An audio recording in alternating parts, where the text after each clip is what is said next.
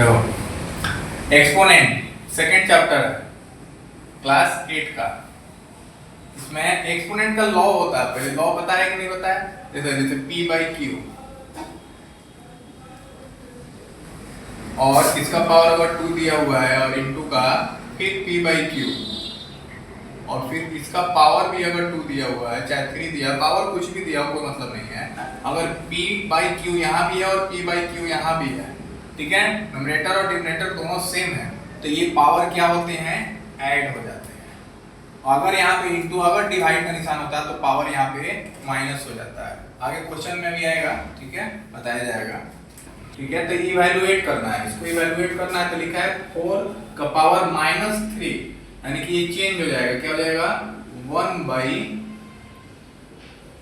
4 की पावर 3 ऐसे कर लेंगे, यानी कि इसकी मल्टीप्लाई कर देंगे, 3 बार मल्टीप्लाई कर दो, 1 by 4 into 1 by 4 into 1 by 4, ठीक है। तो इसका आंसर कितना हो जाएगा?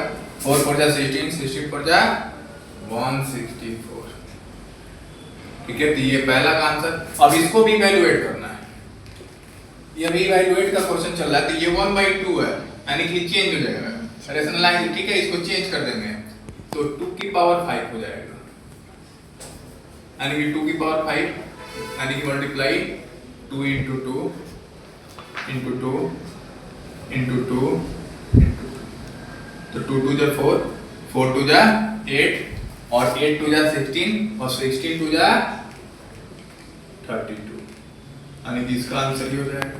और उसी तरीके से सेकंड नंबर क्वेश्चन का फर्स्ट क्वेश्चन कह रहा है, अब देखो यही वाला जो लॉ बताया था वो लॉ यहाँ पे हो जाएगा। क्यों? क्योंकि यहाँ पे न्यूमरेटर 5 है, डिनोमिनेटर 3 है, न्यूमरेटर 5 है, डिनोमिनेटर 3 है। पावर कुछ भी हो इसका मतलब नहीं है, पावर इनटू में होगा तो ये ऐड हो जाएगा। तो 5 बाई 3 पावर 2 प्लस 2,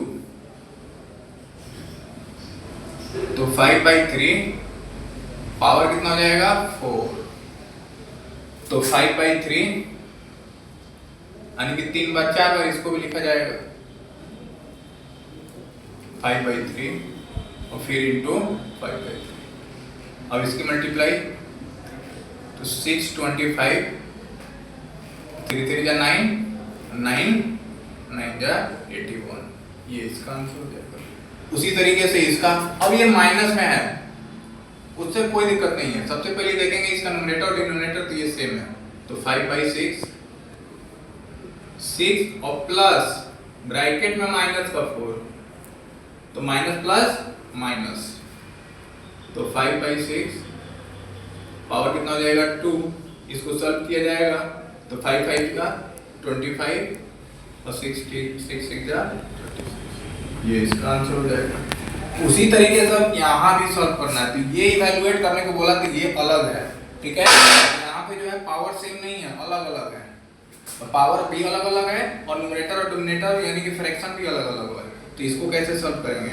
जैसे दिया हुआ है ये 5 बाई 9, तो 5 बाई 9 को कैसे सॉल्व करेंगे?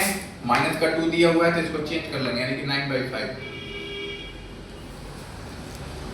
की पावर 2 इंटू, ये भी माइनस है तो ये 5 ऊपर चला जाएगा, 5 बाई 3 की पावर 3 इंटू, देखो किसी भी चीज का पावर अगर 0 है तो उसकी वैल्यू 1 होती है, तो यहाँ पे 1 लिख दो, कोई दिक्कत नहीं है।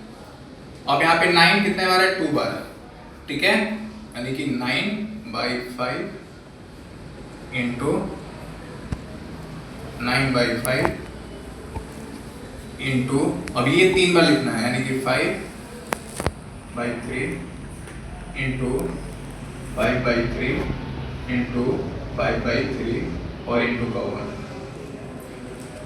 3 से 3 यानी कि 1 9 कट जाएगा, फिर इस 3 से ये 3 बचेगा यहाँ पे, इस 5 से इस 5 को, इस 5 से इस 5 को, यानी कि 15 बचा। इसका आंसर कितना हो जाएगा?